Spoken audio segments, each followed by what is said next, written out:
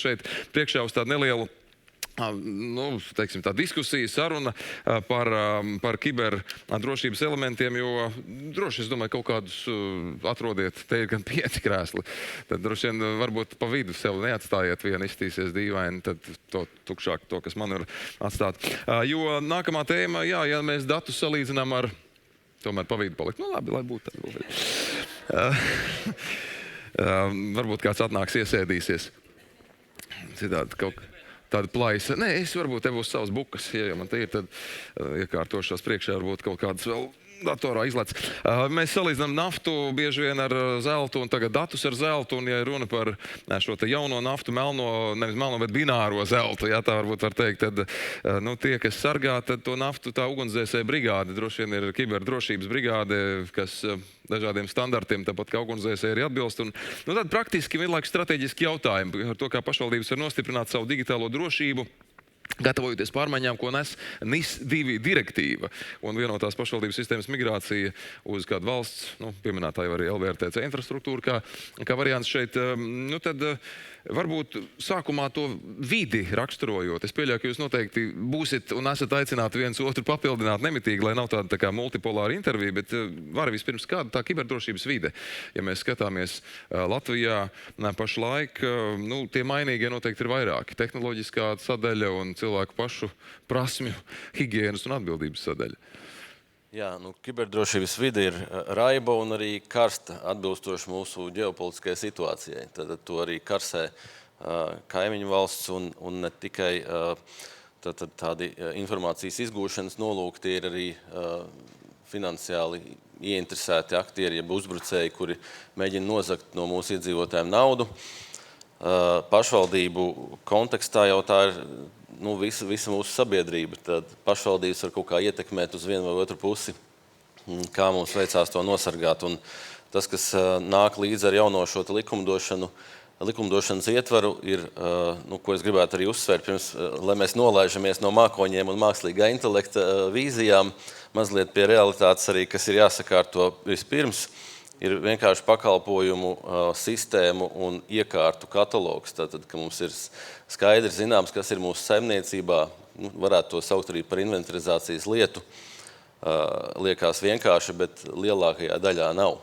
Ir pašlaik liels problēmas ar to katalogu un to sistēmu. Edžs ir viens no tiem, kas to kataloģizēšanu gadiem mēģina virzīt arī kaut kā jūtami baltie plankumi pašiem arī jau no skatu pašlaik ir. Es pieļauju, ka Edžam varbūt ir headsets, ne?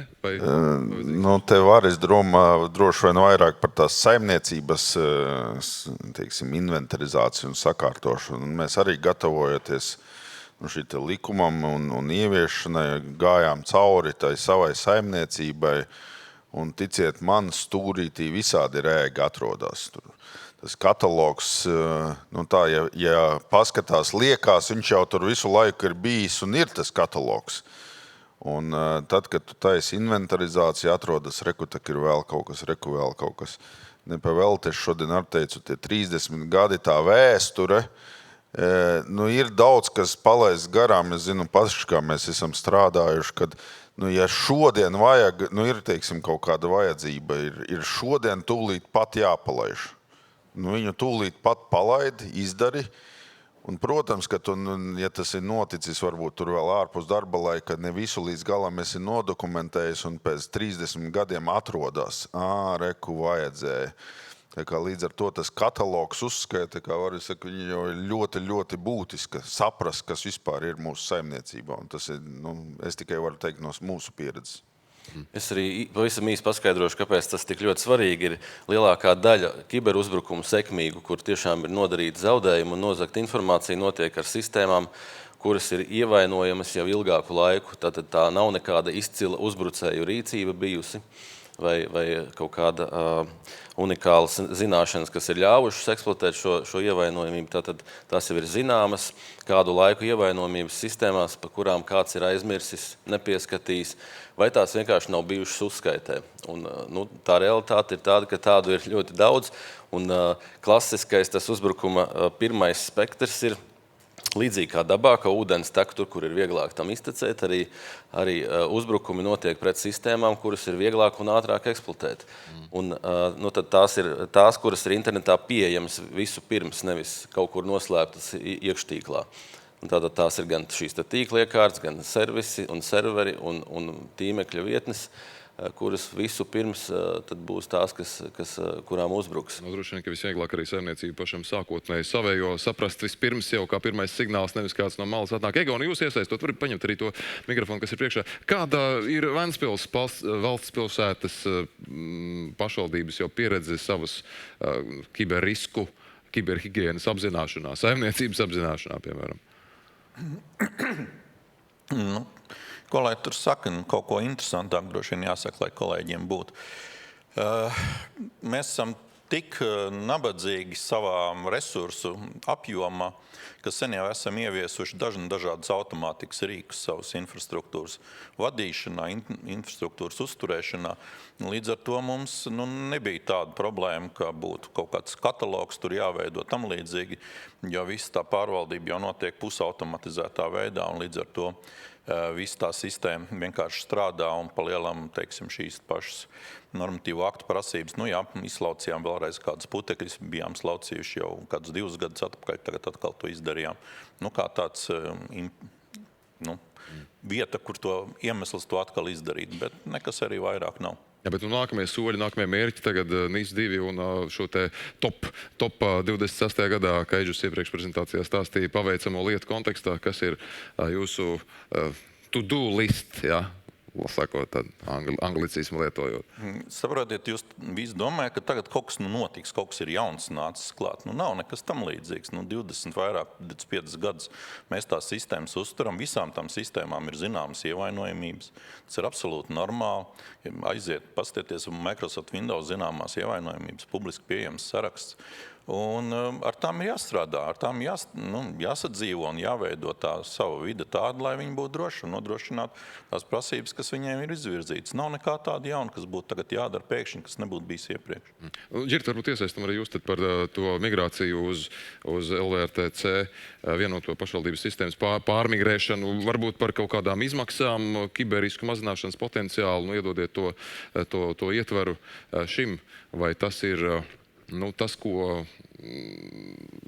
kas var veidot, teiksim, daudz stabilāku fundamentu visām uzturētām vairāk vai mazāk sistēmām pašvaldību līmenī. Potenciāli, jā. Kas attiecās uz jebkuru migrāciju, jāsaka, ka vēsturiski mums tas sarežģītākais uzdevums bija kontekstā valsts zemes dienesta. Migrācija, to pie 10 mēnešiem. No sākuma līdz noslēgumam. Pirms tam vēl plānošana, kādu 4,5 mēneši. Jāatzīst, ka tie ir tādi apjomīgi un tām ieinteresētām pusēm diezgan jābūt uz vienas lapas, lai tas veiksmīgi sanāktu. Jā, lai sanāktu kaut kādā aptuvimā laikā un bez, nosauksim tos par zudumiem, bez zudumiem, teiksim tā. Šeit svarīgi vēlreiz pateikšu, ka, protams, atkarīgs no dažāda veida lēmumiem, bet skaidrs, ka LVRTC ir viena no izvēlēm. Droši vien katrā konkrētā gadījumā, ja mēs runājam par kādu platformu vai noteiktu sistēmu, tad tur ir jāveic tas izvērtējums. Lai vēlreiz uzsvarot, lai tiešām nebūtu efektīgs, bet būtu efektīvs. Lai efektīvs būtu un tas būtu pierādāmi un visiem saprotami. Tikai šādā veidā mums ir interese un mēs esam atvērti. Par to izvēles iespēju, kur izmitināt datus, es saprotu iepriekš, ka galvenais, lai nav tā kā viens aiziet tur, otrs aiziet tur, ja tās valsts līmeņa sistēmas, lai ir vienots lēmums, kā mūsu gan atšķirīgās reģionos cilvēku un finanšu resursu kapacitātes ņemot vērā un demokrātijas tradīciju. Kā jūs vispār saredzat to soli, kā tiek izvēlēts šis vienotais ceļš, lai soli pa solim uz drošāku platformu pāriet? Es varbūt atbildēšu sākumā. Mūsu pieredze kiberdrošības centrā un arī daudzu citu valstu pieredze, kuras ir jau pārbaudījuši šo migrācijas uz mākoni un arī apdedzinājušās dažādos veidos, ir tas, ka hibrīdie risinājumi ir tie labākie. Tātad ne tikai iet mākoni un paļauties, ka viss tagad automaģiski notiks, bet domāt arī par šo darbības nepārtrauktību, ja reiz ar to mākoni kaut kas notiek vai mainās, pat politika var mainīties konkrēta mākoņa, teiksim, valstī, mākoņa pakalpojumu uzturēšanas valstī, un tas var kļūt neusticams, piemēram. Tāpēc tas savs mākonis ir svarīgs. Jā, varbūt ļoti, ļoti dažādi, un šī pieredze ir tad redzama gan Ukrainā, kur arī bija tas redzējums, ka viss jātur pie sevis, ja tā saucamajā on-prem risinājuma bāzētā vidē, un tad, kad sākās karš, tad metās visu pārnest uz publisko mākoni, kas varbūt visos gadījumos nav tā pareizākā izvēle, bet tomēr prioritāte bija, lai tie pakalpojumi turpina strādāt. Un mēs ikdienā pat neapzināmies, cik šausmīgi daudz mums no šīm tehnoloģijām ir atkarīga dzīve un dažkārt par drošību. Arī Ukrainā tātad cilvēki, kad muka no šīm kara briesmām uz varbūt citiem valsts reģioniem, nestrādājot mobiliem sakariem, nestrādā navigācija. Mašīnā mēs tad vadāmies pēc zīmēm, ceļa zīmēm kā kādreiz, ja? Un ļoti daudzi to vairs neprot tik efektīvi darīt. Un tāpat arī šie gaisa trauksmju apziņošana un citu briesmu apziņošana, tas viss notiek ar tehnoloģiju starpniecību. Līdz ar to, un tur nav tikai interneta sakari, bet tās ir informācijas sistēmas, kuras dzīvo vai nu mākonī vai hibrīdā risinājumā. Un mēs nevaram apskatīt šajā reģionā mākoņu risinājumus izrauti no konteksta, jo tie ir savādāki nekā, piemēram, ASV, kur mākonis principā ir lokālais tīkls. Visā valstī ir šie lielie mākoņu pakalpojumu sniedzēji, kuri mums ir pāri okeānam. Mums ir jāskatās tāpēc šie hibrīdie varianti un jākombinē arī tā darbības nepārtrauktība ar šādu ideoloģiju. Varbūt par to personas datu apstrādes un citām prasībām, tās pašas GDPR kontekstā, ja notiek šī datu migrācija uz LVRTC serveriem, piemēram, vai tur ir kaut kādas vēl citas lietas, kas jāņem vērā? Kurš no kungiem varbūt? Varbūt es pakomentēšu. Tur ir jāņem vērā viena vienkārša lieta. Kaut kādā mirklī LVRTC vai kāds cits pakalpojums sniedzējs var kļūt par datu apstrādātāju. Un tas ir mirklis, kurš ir ļoti juridiski korekti jānoformulē un arī jānofiksē no visām pusēm. Jo šī mazā niansīte nes līdz jau pieminētos 10 miljonus eiro sodu vai tur 5% no apgrozījuma, ja šādu risku kāds komersants uzņemās neapzināti, tas būtu muļķīgi, viņš jāieceno un jāsaprot un jāvada. Tā kā līdz ar to es teiktu, ka tas ir galvenais risks izvēloties šādus ārpakalpojumu sniedzējus attiecībā uz personas datu apstrādi. Varbūt es arī precizēšu no LVRTC puses, tad pie saimniecības kāda tā ir pašlaik. Tad jāsaka, ka fizisko personu datu apstrādātāji mēs esam tikai pakalpojumu segmentā, kas saucās uzticamības pakalpojumi, jeb tautā saukts e-paraksts, kas attiecās uz pārējiem segmentiem, mēs nesam fizisko personu datu apstrādātāji. Tas varbūt daļai atbild uz uzdotā jautājumu. Un tādi neesam plānojuši tādu kļūt. Bet kas tad fiziski izmainītos pašvaldībās? Vai to vispār varētu pamanīt? Vai tā ir tā fona drošība, par kuru mēs, kamēr nekas nenotiek un to neredzam, tikmēr viss ir kārtībā? Tā kā līdzīgi bija par DDoS uzbrukumiem, piemēram, kas tikai pagājušā ceturtdienā nedaudz izgaismojās, visu laiku jau kaut kas notiek fonā. Kā šajā gadījumā? Te es varu pakomentēt nedaudz, ja es pirms tam teicu, ka mēs esam būvējuši tā, lai pašvaldības kaut ko redz un jūt, un ja pašvaldības arī iegulda attīsta to sistēmu, tad ir kaut kāda atdeve, tad tas iedzīvotājs redz, darbinieks redz no šādiem darbiem, nekāda pievienotā vērtība neradīsies pašvaldībai. Tas būs darbs, kas ir jāizdara. Bet mēs noteikti mazināsim riskus. Visā citādi ārēji var tā procesa laikā, ja viņš ir normāli izplānots un veicams, tad nekādi traucējumi nav. Varbūt kaut kādi īslaicīgi, bet tātad tas pārējais process ir veidojas tā, ka speciālisti strādā, iesaistīti strādā, bet tie 35,000 lietotāji no tā neko nejūt. Un tas ir tikai normāli.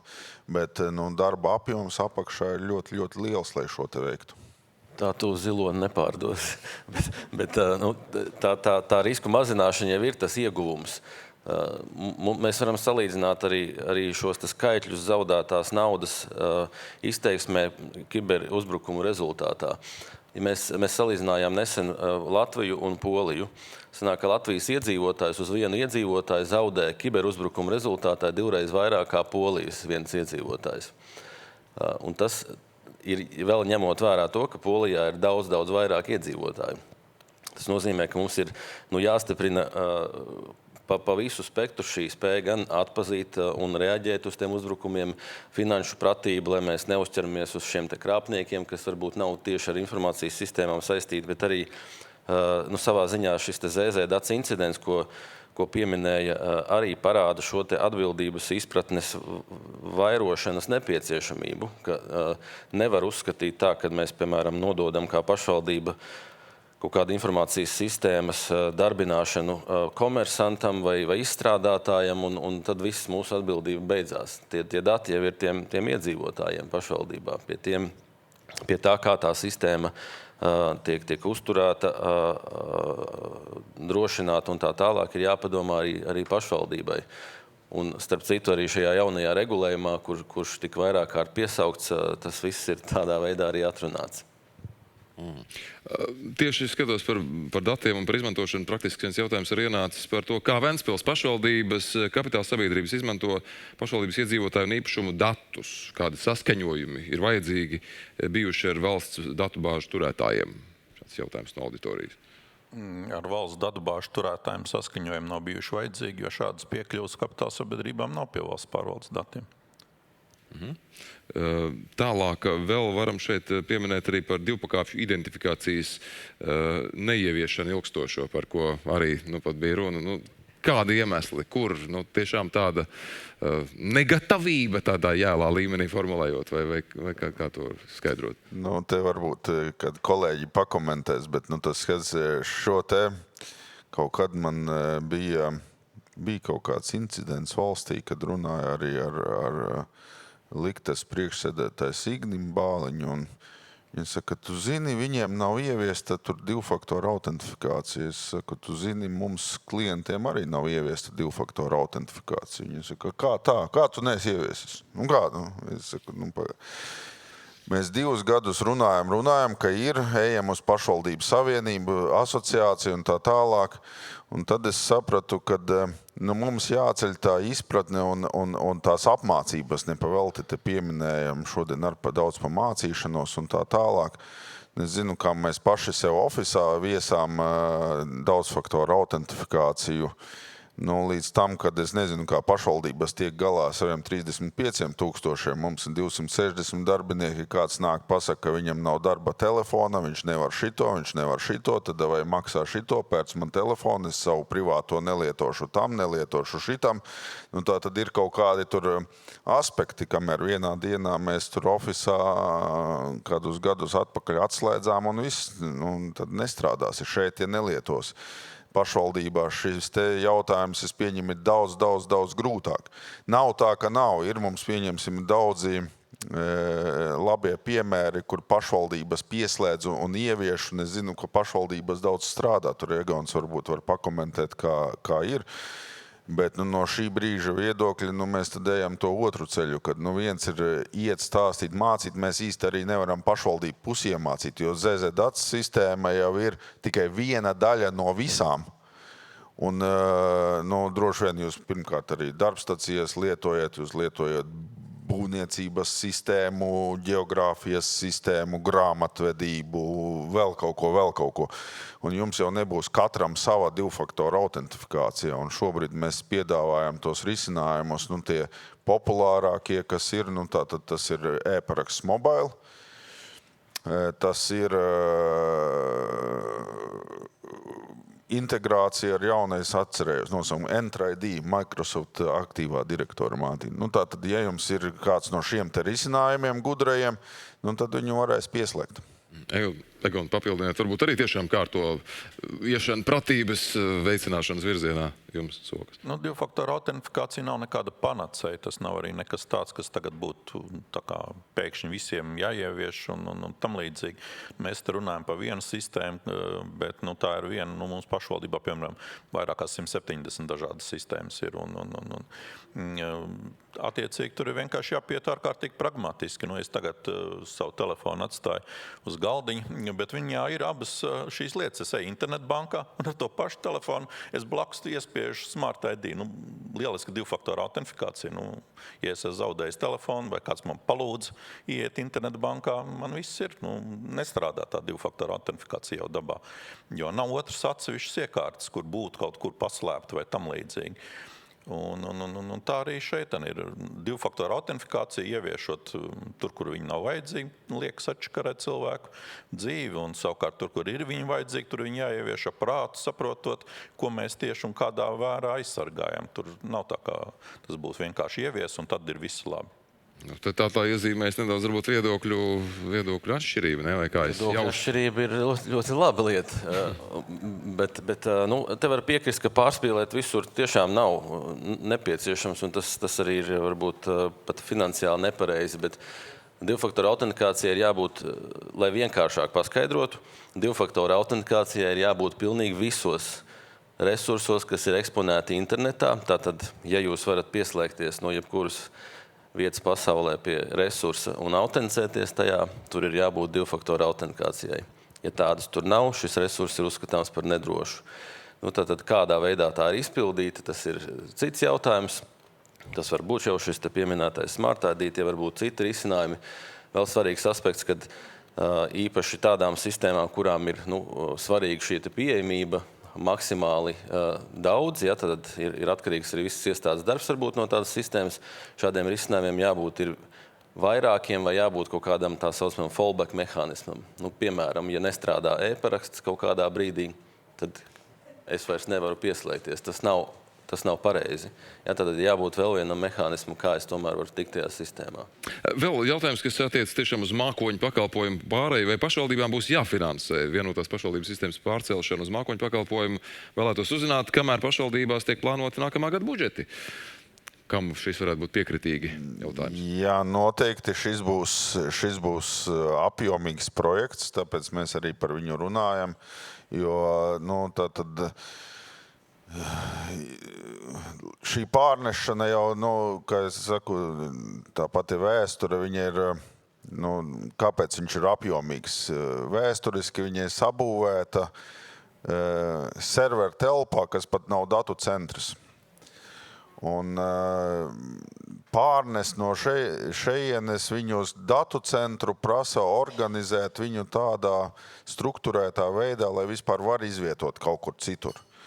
Un tā pārnešana ir obligāti jāizdara, jo viņu fiziski tajā servertelpā, kur šobrīd atrodas šie dati, nav iespējams nodrošināt tās prasības un mazināt šos te riskus, kur Varis jau saka, ziloni nepārdod. Tas pat zilonis liels un sarežģīts zvērs, jā, bet liels un sarežģīts. Līdz ar to finansēšanas puse vairāk, jā. Finansēšanas puse līdz ar to, šobrīd jau arī ir IKT asociācijai šīs te tādas sarunas vairākas bijušas, arī ir uzsākt darbs sarunas arī ar ministrijām, lai domātu un meklētu finansējumu. Tad jāatrod, ar kādiem finansēšanas avotiem varētu veikt šos te darbus pārnešanu. Publikas jautājums arī vai tirgu pietiek kiberdrošības speciālistu un par kādu samaksu mēnesī var piesaistīt, piemēram, kiberdrošības pārvaldnieku vai tirgus ārpakalpojums? Ventspils piemēru varbūt iemetiet. Tirgu, protams, ka pietiek speciālisti, spējiet tik viņiem samaksā. Jā. Vari? Jūs skats, kā CERT pārstāvim. Jums jau noteikti sava armāda ir, vai ne? Bet tā valsts teiktu, ka nepietiek šo speciālistu, bet samaksāt arī ir būtisks moments. Bet šie speciālisti, par kuriem mēs šīs te regulas un arī kiberdrošības likuma kontekstā runājam, tad šīs atbildīgās personas iestādēs, tur tās prasības nav mākslīgi padarītas pārāk augstas, tad viņas ir atbilstoši vispār pieņemtām praksēm un Latvijā patiesībā joprojām nav pat visās universitātēs šīs kiberdrošības programmas, tā kā tā var būt arī cita izglītība vai certifikācija atbilstoši tām prasībām. Bet samaksāt arī ir būtisks jautājums. Ja? Tad arī mūsu iestādē par to esam kādreiz cīnījušies, kad nonācām aizsardzības nozarē, tad tam tika pievērsta atbilstoša uzmanība. Pašvaldībās droši vien arī ir šis pats izaicinājums. Jā, Ģirt. Es varbūt paturpināšu šo ķēdīt no pašvaldības, tad CERTS, valsts kapitāla sabiedrība, arī visu samaksāšanu. Tāpat tās ir izaicinājums personāli. Tas, kas attiecās uz kiberdrošību, mākoņu datošanu, tā skaitā uz veco labo datu pārraidi, augsta līmeņa speciālisti, tas ir izaicinājums, tāpēc, ka viņi var strādāt Vācijā, viņi var strādāt Norvēģijā. Līdz ar to, par piemēru, teiksim, no mūsu LVRTC perspektīvas, tas, kāpēc mums izdodās piesaistīt šos speciālistus, nav pat salīdzinoši labais atalgojums, tā skaitā arī mainīgā daļa, ko mēs par mērķu sasniegšanu varam samaksāt, bet tieši priekšmetiski, kas ir tie projekti, tas profils, ar ko šie cilvēki strādā. Ja ir iespēja strādāt, par piemēru, ar ārējās robežas tehnoloģisko infrastruktūru, ja ir iespēja strādāt ar e-parakstu attīstību vai kvantu datu pārraides, teiksim, izpētes projektiem, tad tā patiesība, kas ir redzama arī no ārēji redzamiem datiem, ir Fontes taisa katru gadu par nozarēm aptauju, pa amatiem, atalgojumu. Teiksim, var apstīties. LVRTC pagājušā gadā, ar ko es galīgi nelepojos, vidēji pret nozari bija mīnus 16%. Līdz ar to, pat ja var nofinansēt tirgumu atbilstoši šīs, tā teikt, jaunās amatu vietas, ļoti nozīmīgi tas profils, kurā viņiem vajadzēs strādāt, lai viņi pavilksies vai nepavilksies. Tieši tāpēc droši vien fokusēt arī par funkcijām. Pavisam īsti piebilstot par pašvaldībām, tāpēc arī Henniņa kungs minēja šo virkni ar pakalpojumiem, ko valsts nodrošina. Protams, ir skaidrs, ka nav visur iespējas līdzīgas iegūt šos speciālistus štatā. Tātad šie pakalpojumi, manuprāt, palīdz risināt veselu virkni šo izaicinājumu, ko valsts piedāvā bezmaksas un aicināt tos izmantot. Es varbūt savā stāstījumā arī savā prezentācijā tā konkrēti nepateicu. Tātad pakalpojuma atteicis uzbrukuma aizsardzība tiek vēsturiski jau 10 gadus finansēta no aizsardzības ministrijas un atbilstoši resursu saraksta pieaugumam, attiecīgi arī attiecīgi palielinās finansējums. Pieminētais GLVX risinājums, valsts intranets, tas ir finansēts no aizsardzības ministrijas puses. Jā, tā kā šie ir tie pakalpojumi, kur caur aizsardzības ministriju piesakotojas, nokļūstot attiecīgos reģistros, ir iespējams šos pakalpojumus saņemt bez maksas. Tā kā mēs tuvojamies svētajam mirklim, kad visiem būs jāmūk to, ko visi jau sāka gaidīt, pauzi, tad šo sarunu tomēr tā mēģinot kopsavilkt un reizē arī atsaucoties uz vienu šeit, manuprāt, ļoti trāpīgi ienākuši jautājumu no publikas par to, ka skaidrs, ka nav iespējams 100% droša kiberdrošība. Ja? Kuras ir tās lietas, kuras uzlabotu drošību, bet varbūt ir pārāk dārgi ieviest un nerekomendējat ieviest. Tā varbūt starp to ideālo un obligāti minimālo, no kā varbūt laika, naudas, resursu trūkuma apstākļos pat vajadzētu atteikties, nevis tikai varētu atteikties. Es iekomentēšu, tad varbūt arī kolēģi pārējie. Šis tas ir viens jautājums, kas mani ļoti fascinē un patīk. Savulaik cīnoties ar šiem te risinājumiem un meklējot labākos risinājumus arī teiksim, mūsu klientiem, es izgāju šo te kiberdrošības kursu un kļuvu arī daļējs drošībnieks. Tā es domāju, kā tad ir tam drošībniekam būt? Jo parasti saka, drošībnieks saka, šito nevar, to nevar, es saku, man vajag, bet es izgāju šos kursus un tur bija tāds nosertificējos un tāds viens labs piemērs. Ja man ir jāpārnes nauda pa pilsētu pieņemsim. Tad jautājums, cik man naudas jāpārvieto. Ja man jāpārvieto ir 1 miljons, es varbūt ņemu bruņotu apsardzi un braucu ar konvoju. Ja man jāpārvieto 10 eiro, es lieku kabatā un eju. Es nevedīšu tos 10 eiro bruņoto apsardzi. Un ir šie te riski, un viss jau balstās riskos. Un risks nevar būt tā, ka viņa nav. Mēs nevaram mazināt. Riskis vienmēr būs. Mēs nedzīvojam pasaulē, kurā nav risku.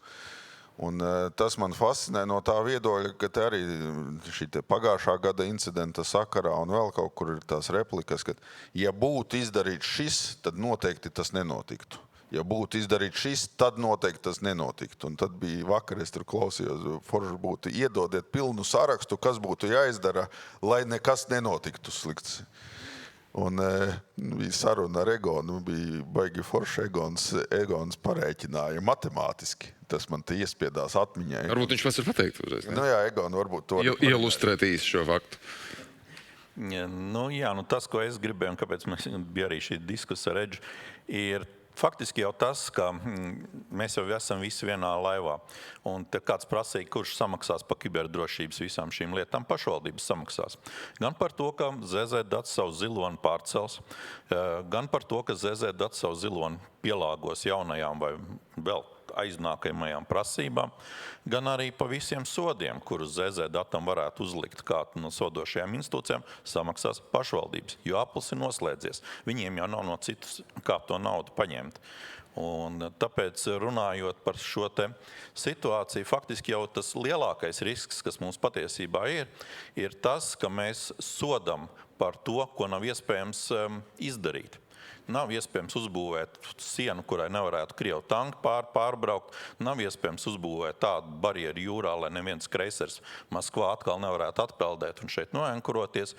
Un par šāda fakta esamību sodīt, piemēram, aizsardzības ministrijā atlaižot tur karaspēku vadību un izsludināt konkursu uz jauniem, kuri to nodrošinās, tā ir muļķīgākā rīcība.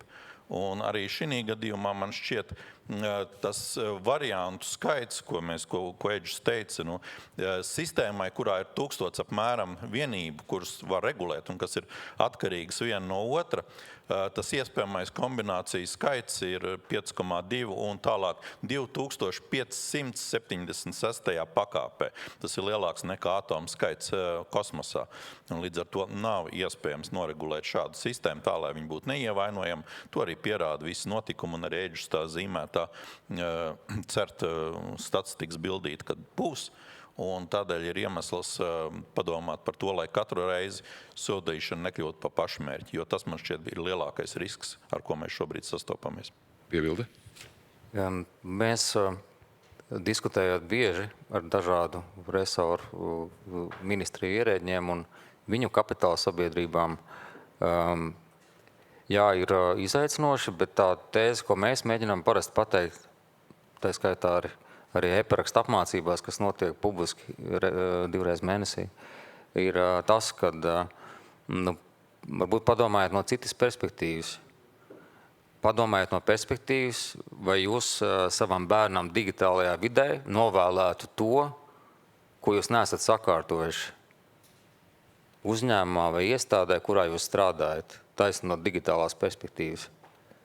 Un, ka jūs nedaudz aizdomājaties, un jūsu bērnam nav vēl 16 gadi, vai nav 18 vai 20, tad iespējams, ka var kaut kas saslēgties. Par to finansiālo pusi man nav komentāru tādā ziņā, ka vienalga, vai mūsu klients Vespsā ir drošības iestāde, zemes dienas vai valsts ieņēmuma dienas, mums ir pilnīgi caurspīdīga un atklāta cenošanas politika pilnīgi visiem, pilnīgi vienādi, jo valsts kapitāla sabiedrībās savādāk nevar būt.